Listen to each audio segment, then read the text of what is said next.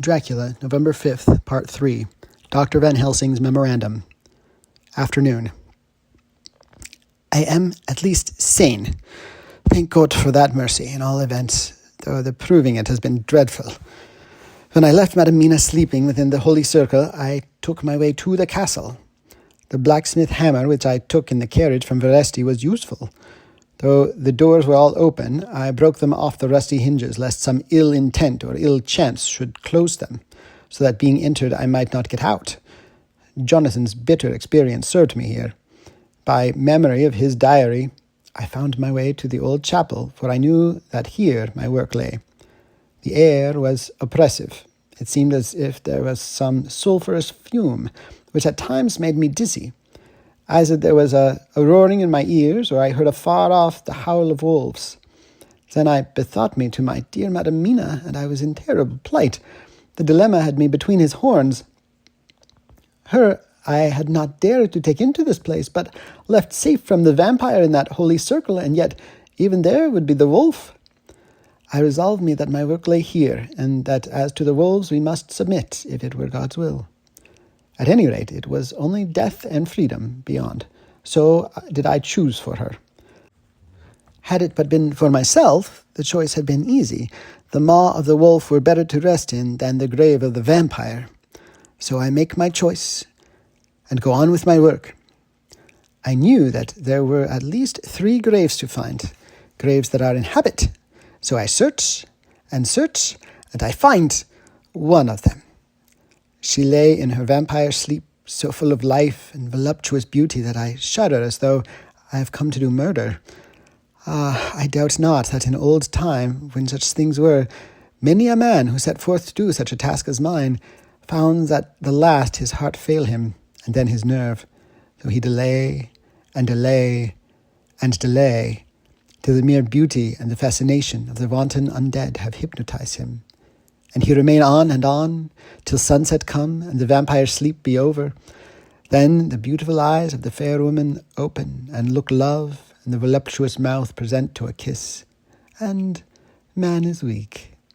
And there remain one more victim in the vampire fold, one more to swell the grim and grisly ranks of the undead. There is some fascination, surely, when I am moved by the mere presence of such an one, even lying as she lay in a tomb fretted with age and heavy with the dust of centuries. Though there be that horrid odour, such as the lairs of the Count have had, yes, I was moved, I, Van Helsing, with all my purpose and with my motive for hate, I was moved to a yearning for delay, which seemed to paralyze my faculties and to clog my very soul. It may have been that the need of natural sleep and the strange oppression of the air were beginning to overcome me. Certain it was that I was lapsing into sleep, the open-eyed sleep of the one who yields to a sweet fascination, when there came through the snow-stilled air a long, low wail, so full of woe and pity that it woke me like the sound of a clarion, for it was the voice of my dear Madam Mina that I heard. Then I braced myself again to my horrid task, and found, by wrenching away tomb tops, one other of the sisters, the other dark one. I dared not pause to look on her as I had on her sister, lest once more I should begin to be in thrall. But I go on searching until presently I find, in a great high tomb, as if made to one much beloved, that other fair sister, which, like Jonathan, I had seen to gather herself out of the atoms of the mist. She was so fair to look on, so radiantly beautiful, so exquisitely voluptuous, that the very instinct of man in me, which calls some of my sex to love and to protect one of hers, made my head whirl with new emotion. But, God be thanked, that soul wail of my dear Madam Mina had not died out of my ears, and before the spell could be wrought further upon me, I had nerved myself to my wild work.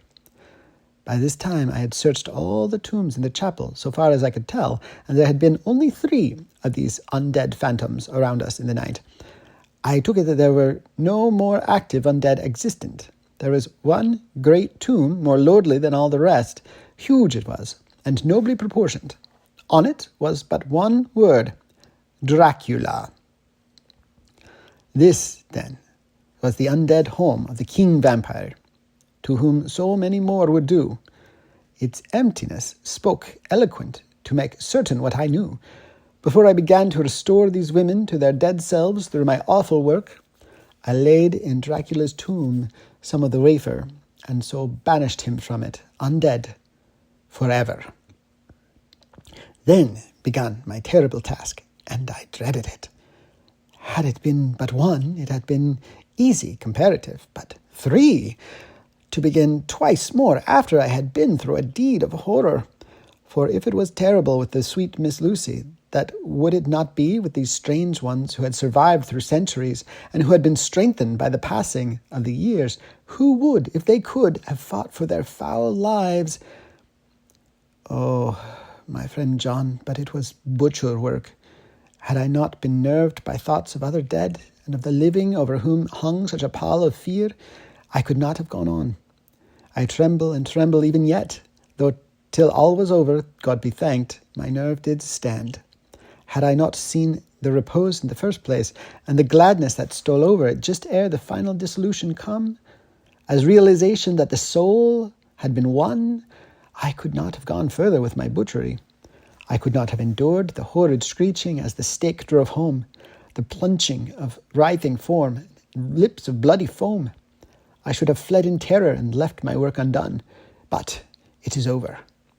And the poor souls, I can pity them now and weep as I think of them, placid in each in her full sleep of death, for a short moment ere fading. For friend John, hardly had my knife severed the head of each before the whole body began to melt away and crumble to its native dust, as though the death that should have come centuries agone had at last assert himself, and say at once and loud, I am here. Before I left the castle, I so fixed its entrances that never more can the Count enter there undead. When I stepped into the circle where Madam Mina slept, she woke from her sleep, and seeing me, cried out in pain that I had endured too much. Come, she said, come away from this awful place. Let us go to meet my husband, who is, I know, coming towards us. She was looking thin and pale and weak, but her eyes were pure and glowed with fervour. I was glad to see her paleness and her illness, for my mind was full of the fresh horror of that ruddy vampire sleep. And so, with trust and hope, and yet full of fear, we go eastward to meet our friends, and him whom Madam Mina tell me that she know are coming to meet us.